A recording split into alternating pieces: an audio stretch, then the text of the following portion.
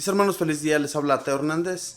Hoy día voy a contarles la historia de Santa Mariana de Jesús, Azucena de Quito, del año 1645. Su nombre completo era Mariana de Jesús Paredes Flores. Nació en Quito, Ecuador, en 1618. Desde los 4 años quedó huérfana de padre y madre, y al cuidado de su hermana mayor y de su cuñado, quienes la quisieron como una hija.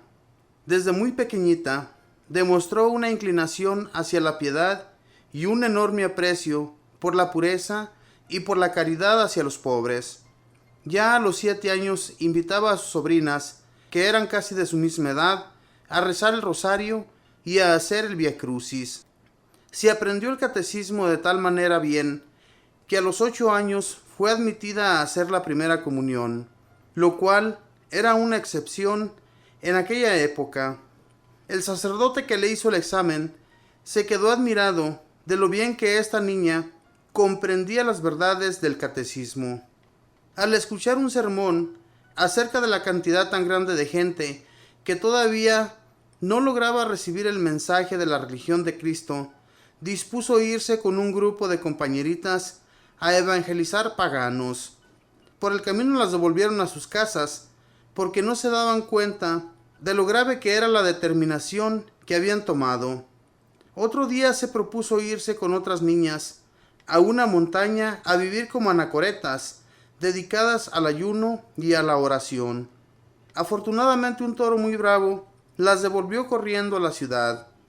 Entonces su cuñada, al darse cuenta de los grandes deseos de santidad y oración que esta niña tenía, trató de obtener que la recibieran en una comunidad religiosa.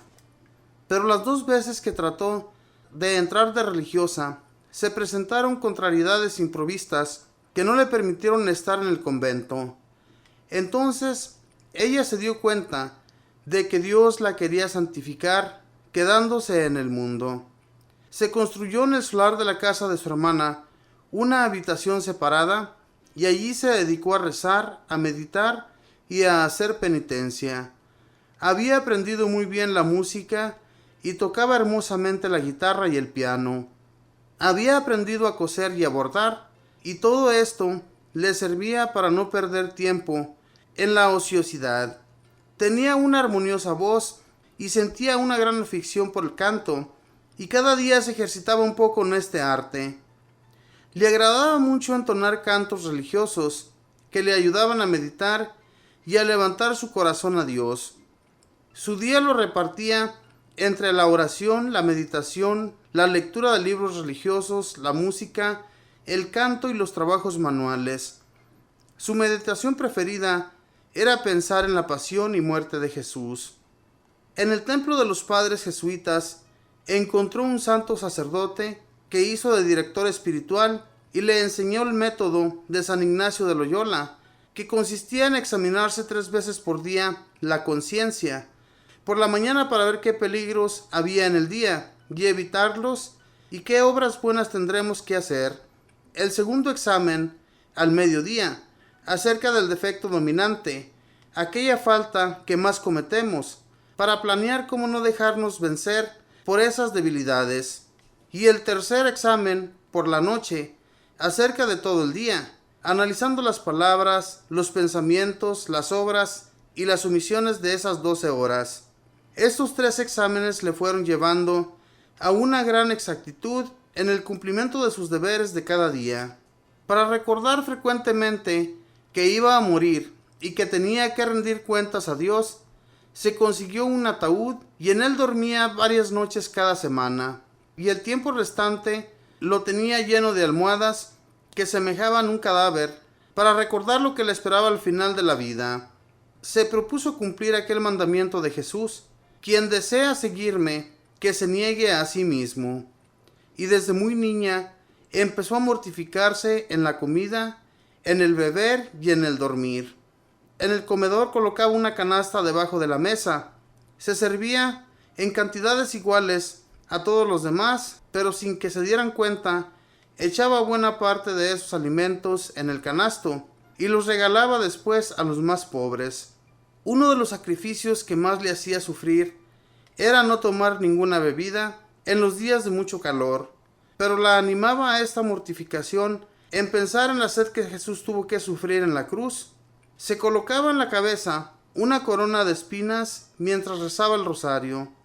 Muchísimos rosarios los rezó con los brazos en cruz. Como sacrificio se propuso no salir de su casa sino al templo, y cuando alguna persona tuviera alguna urgente necesidad de su ayuda. Así que el resto de su vida estuvo recluida en su casa. Solamente la veían salir cada mañana a la Santa Misa y volver luego a vivir encerrada, dedicada a las lecturas espirituales, a la meditación, a la oración, al trabajo y a ofrecer sacrificios por los pecadores. Se propuso llenar todos los días de frecuentes actos de amor a Dios. Cada día rezaba 12 salmos de la Sagrada Biblia. Ayunaba frecuentemente. Mariana recibió el don de consejo, y así sucedía que los consejos que ella daba a las personas les hacían inmenso bien. También le dio a conocer nuestro Señor varios hechos que iban a suceder en el futuro, y así como ella los anunció, así sucedieron, incluyendo la fecha de su muerte, que según anunció, sería un viernes 26. Tenía un don especial para poner paz entre los que peleaban y para lograr que ciertos pecadores dejaran su vida de pecado. A un sacerdote muy sabio, pero muy vanidoso, le dijo después de su brillantísimo sermón: «Mire, padre, que Dios lo envió a recoger almas para el cielo y no a recoger aplausos de este suelo». Y el padrecito dejó de buscar la estimación al predicar. En una enfermedad le hicieron una cirugía y la muchacha de servicio echó en una matera la sangre que le habían sacado a Mariana, y en esa matera nació una bellísima azucena. Con esa flor la pintaban a ella en sus cuadros, y azucena de pureza fue esta santa durante toda su vida. Sucedieron en Quito unos terribles terremotos que destruían casas y ocasionaban muchas muertes. Un padre jesuita dijo en un sermón: «Dios mío, yo te ofrezco mi vida para que se acaben los terremotos». Pero Mariana exclamó: «No, Señor, la vida de este sacerdote es necesaria para salvar muchas almas. En cambio yo no soy necesaria. Te ofrezco mi vida para que cesen estos terremotos». La gente se admiró de esto, y aquella misma mañana, al salir del templo, ella empezó a sentirse muy enferma. Pero desde esa mañana ya no se repitieron los terremotos. Una terrible epidemia estaba causando la muerte de centenares de personas en Quito. Mariana ofreció su vida y todos sus dolores para que cesaran las epidemias. Y desde el día que hizo ese ofrecimiento, ya no murió más gente de ese mal allí. Por eso el Congreso de Ecuador le dio en el año 1946 el título de Heroína de la Patria. Acompañada por 3 padres jesuitas, murió santamente el 26 de mayo de 1645. Desde entonces los quiteños le han tenido una gran admiración. Su entierro fue una inmensa ovación de toda la ciudad, y los continuos milagros que hizo después de su muerte obtuvieron que el Papa Pío IX la declarara beata y el Papa Pío XII la declarara santa. Santa Mariana, no dejes nunca de orar por América. Esta fue la historia de Santa Mariana, una mujer que desde muy jovencita se dedicó en su totalidad a la meditación y a la oración. Mucha gente ha de decir que eso no sirve de nada, pero eso nos sirve, mis hermanos, muchísimo para dejar nuestros pecados.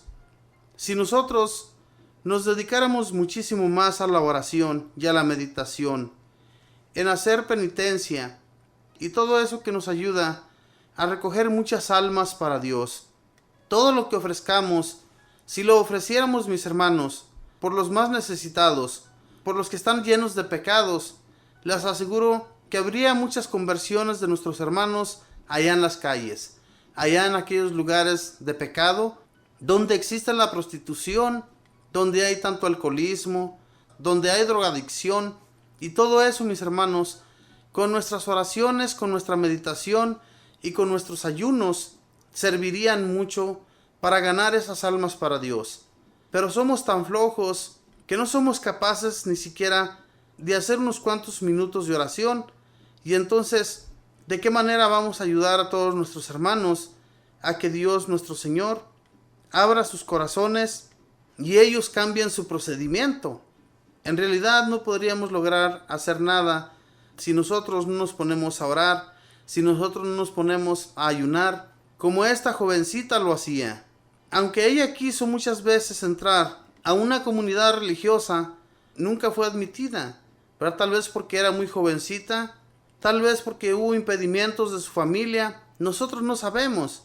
Lo que sí, que cuenta su historia, que se construyó un cuarto separado de la casa de su hermana para allí irse a meditar, irse a orar, irse a leer, irse a hacer tantas cosas, que nunca estuvo de ociosa, cosa que nosotros muy continuamente llevamos a cabo, estar de ociosos.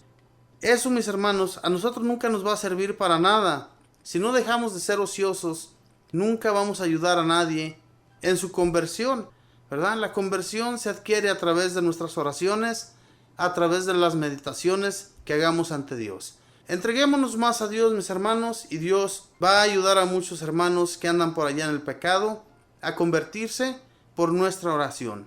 Que Dios les bendiga.